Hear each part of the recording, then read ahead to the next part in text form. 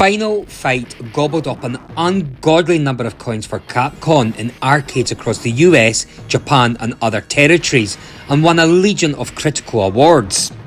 Emerging at a time of unprecedented technical innovation in the arcade, the story of Capcom's Final Fight is remarkable. Building from the semi-success of the original Street Fighter, the game began development as a sequel known as Street Fighter 89, but the genre was switched from a fighting game to a beat-em-up, and the title was changed following the success of Double Dragon. Brilliant art design, fast-paced kinetic fighting and a pounding soundtrack, combined with the technical brilliance of the CPS-1 board, Capcom created a revelation. I mean, Final Fight is awesome, even today. It's a simple enough concept. Gang kidnaps ex-Street Fighter and new Mayor Mike Hager's daughter, so Mike and his pals, the vigilante Cody and the ninja guy, undertake a mission to save her.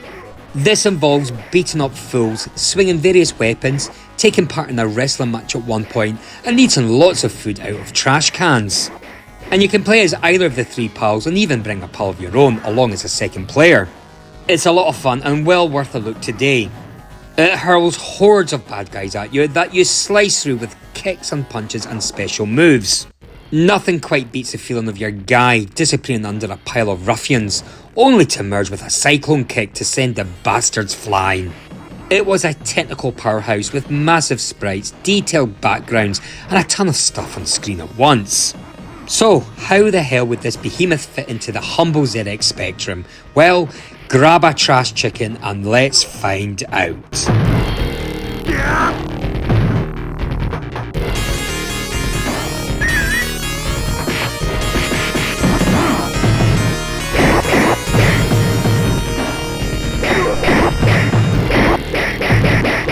US Gold released ports of Final Fight for the Amiga, the Atari ST, Commodore 64, ZX Spectrum and Amstrad CPC for the European market in 1991. Let's deal with the Amstrad and Spectrum versions together since they share a lot of the same DNA, not to mention failings. And the game we're looking at first is the ZX Spectrum.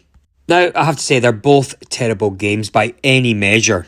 To their credit, both attempt to copy the arcade to the best of their abilities, including all three playable characters, all stages, most moves, and a representative sample of the animation frames, but it's this ambition that cripples both ports. Because the result is a slow, jerky, indistinctive mess that is really difficult to play, especially on our specky monochrome version. Moves take forever to animate, collision detection is terrible, and every single enemy fight is more like a boss fight in the length of time it takes to play out. There are glitches aplenty and both versions share a quirk that sees your character getting frozen to the spot after every punch or kick, standing there while the enemies pile on. On top of that, weapons are useless, Cody and Guy are useless in the game, it just generally feels like a kind of torture. So let's have a look at the second third of a game, and that's the Amstrad CPC, which kind of looks good with the vibrant colours and good sprites. But again, it just plays piss poor. It's so slow, it's a poor port.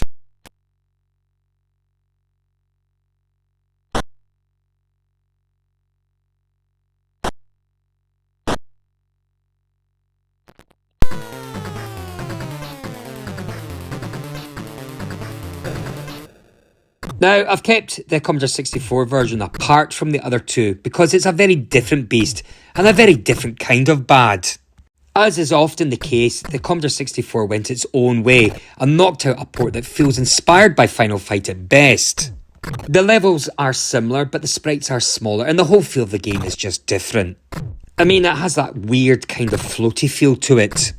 There's this strange quirk where landing a kick will only have an effect a short time later. So you'll kick a dude, you'll get a sound effect, and then about a half a second after that, the dude will fly backwards. It's just stupid. And the sad thing is, this port almost feels like it could have been a decent game. Just rounding off the sharp edges would have helped a lot, and it could have been a fun two-player beat-em-up in the Renegade style, but it's just not Final Fight.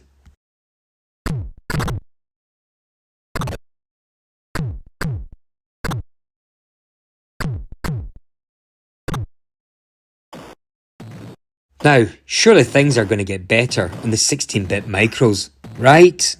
Well, yes and no. The Amiga port is clearly superior to the 8-bits. It has some great intro music, the graphics are colourful, and the sprites massive and reasonably well animated. But it just has that undeniable Amiga arcade port quality of something feeling off. It doesn't feel fluid or hectic like the arcade. There are fewer enemies at once, and the control is hampered by a one-button joystick, and it feels sluggish, and the difficulty feels off, with stun locks happening far too often. But I suppose in saying all that, it's not the worst Amiga arcade port out there, and would probably serve you well if you were looking for a bit of quick mayhem.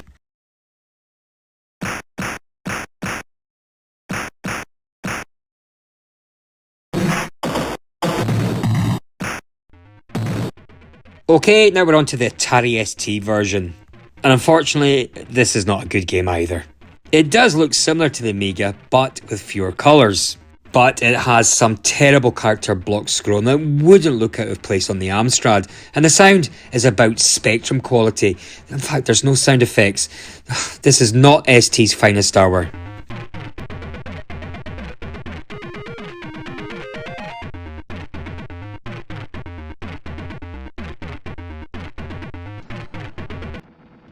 Now thankfully, over in the console side of things, it does look a little bit better, as you might expect. Now, there are two SNES versions, so we'll start off with the first one, which is definitely the runt of the litter. It's not terrible, it plays pretty well, it just feels cut down. That's because the Super NES port removed the two-player co-op option, the industrial area level, and for goodness sake, the playable character Guy. And most of the scene transitions were also edited out. I mean, in the arcade version, the player characters would be seen exiting the levels and breaking through doors. Unfortunately, this is not in the Super NES version. And due to hardware limitations, the Super NES version could only display 2 or 3 enemies on the screen. In contrast, the arcade version could display up to 9 or 10 enemies on screen. And to make up for this difference, the Super NES version features more stopping points than the arcade version, and the enemy placement is vastly different. Also, there was this weird early 90s censorship, which saw the English SNES version censored for its content and features several differences from its Japanese Super Famicom counterpart.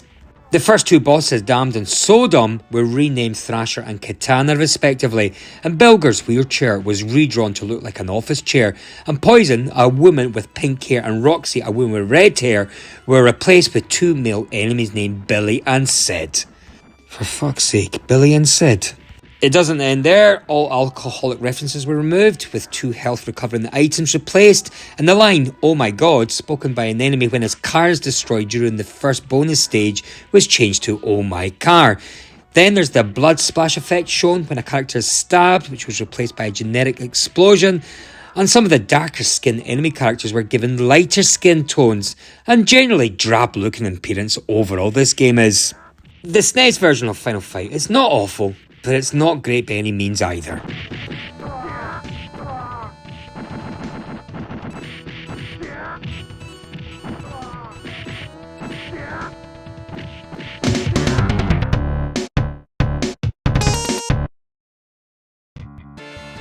Then there was a revised edition of the Super NES port titled Final Fight Guy, which was released in Japan in 1992.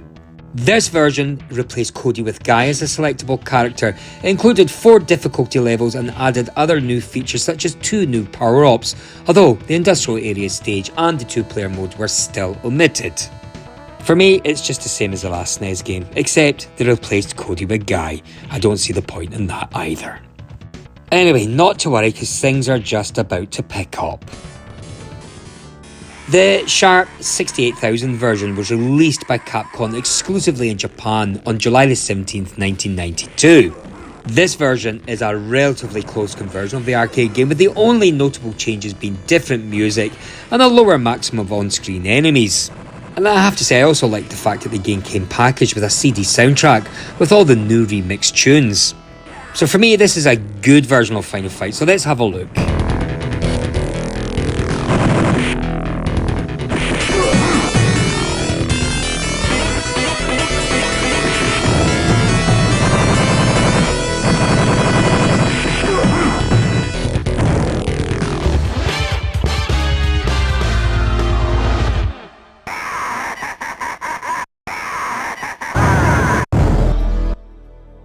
Right, I have to say I do love this version. I own it and I play it a lot, and this is the Mega CD version of Final Fight, which is just simply superb. From the animated voice intro to the faithful reproduction of gameplay to the extras that this version includes, everything feels complete. It plays well, it sounds amazing, and it actually captures the essence of the arcade incredibly well. It also retains nearly all the features of the arcade game that were removed in the two Super NES ports, namely the two-player mode, the industrial area stage, and the ability to play as any of the three main characters. Now, the game's not perfect. I mean, the number of on-screen enemies were still lower than the arcade version, and the combo attacks of both Cody and Guy are also much slower. Furthermore, the graphics suffered from a more limited colour palette, as well as fewer background details. It does feel a little off, which is probably a limitation of the Mega Drive itself. It just leaves things looking a little bit gritty. And also, like the Super NES version, the Sega CD version was censored for the English localization, with many of the same changes. But at least Poison and Roxy were kept, but I have to say they were redrawn with less revealing clothing. But all these minor details, it shouldn't deter you. This port is awesome, and it's well worth a play. And if you're interested in this game, well, I have done an actual video on this game, all about the Sega CD versus the SNES version and so on. It's worth checking out if you're interested.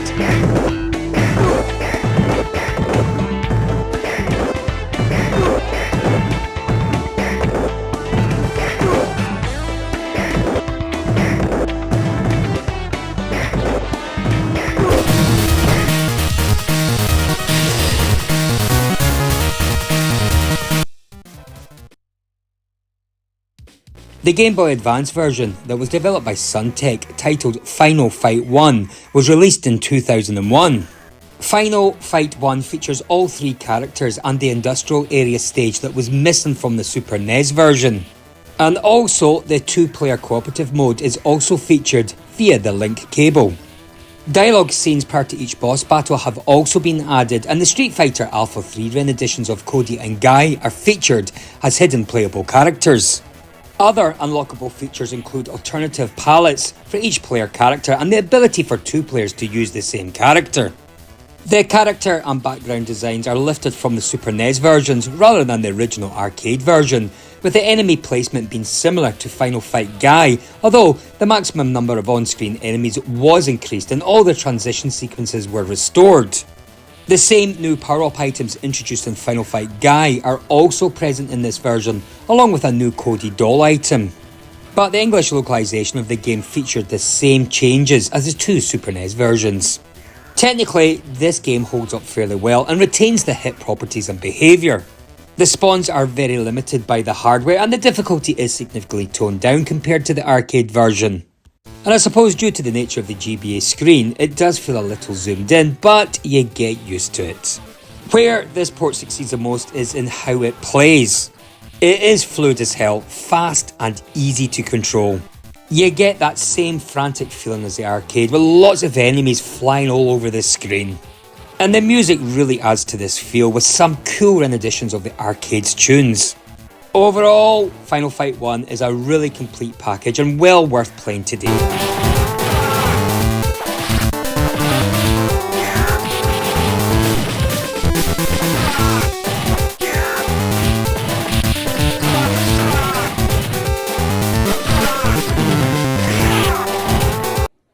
Final Fight is also included in the 2005 compilation Capcom Classics Collection Volume 1 for the PlayStation 2, Xbox, and the 2006 portable version Capcom Classics Collection Remixed for the PlayStation Portable. The game is emulated from the original CP System arcade version and features very little differences from the arcade game. The compilation includes tips, character profiles, an art gallery and a sound test, all as bonus features. For me, overall, it's an excellent port.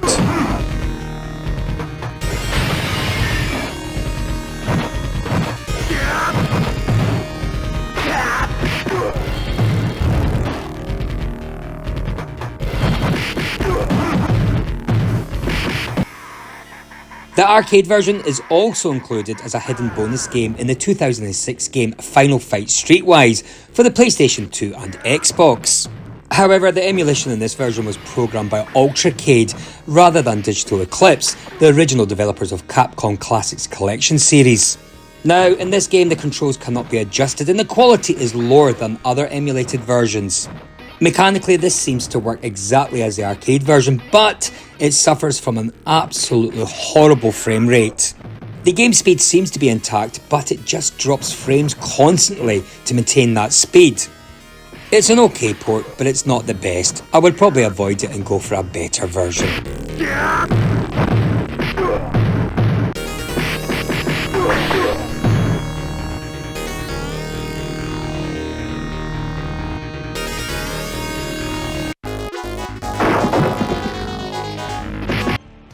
The arcade version of Final Fight was also released in a 2-in-1 bundle titled Final Fight Double Impact, alongside arcade game Magic Sword, which was released digitally for the Xbox 360 and the PlayStation 3. Now, there are loads of added features in this game, including various graphic filters, including an arcade cabinet view, online drop-in multiplayer, an arranged soundtrack composed by Simon Vickland, and extra content such as concept art, fan art, Street Fighter comic pages featuring Final Fight characters, and the Final Fight episode of the Street Fighter animated series, which are all unlocked by completing certain in-game challenges. Overall, it's a fantastic port, extremely accurate to the arcade version in everything except lag frames, and the extend settings, which are far more forgiving than the arcade version. So I certainly recommend that you check out this port because it's excellent.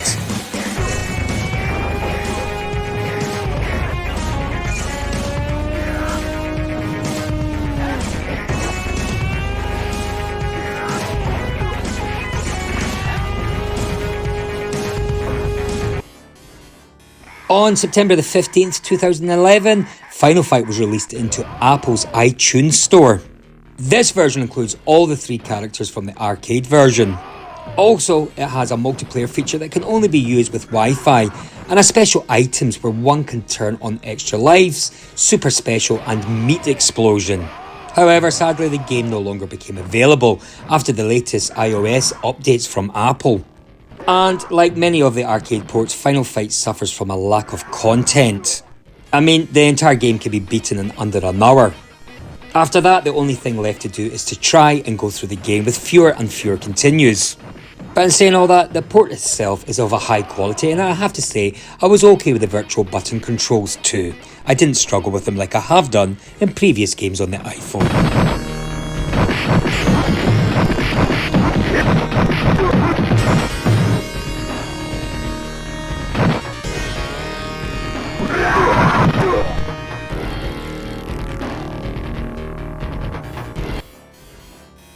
And then finally, in 2018, Final Fight was re-released alongside Captain Commando, The King of Dragons, Knights of the Round, Warriors of Fate, Armoured Warriors and Battle Circuit in the Capcom Beat 'em Up bundle for PlayStation 4, Xbox One, Nintendo Switch and Microsoft Windows. And it's also a very good port.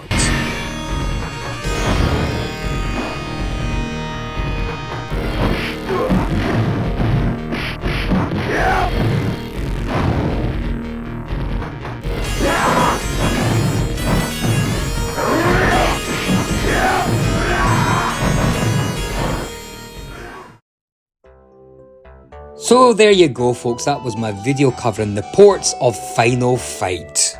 Now please tell me, what were your memories of Final Fight? Did you suffer through the Spectrum version, or were you lucky enough to get the Mega CD port? Please let me know, I am very interested. Anyway, thank you very much for watching my video, it's very much appreciated. And please don't forget to like my video, and obviously it would be great if you subscribe to my channel. Until the next time, take care of yourselves, bye bye.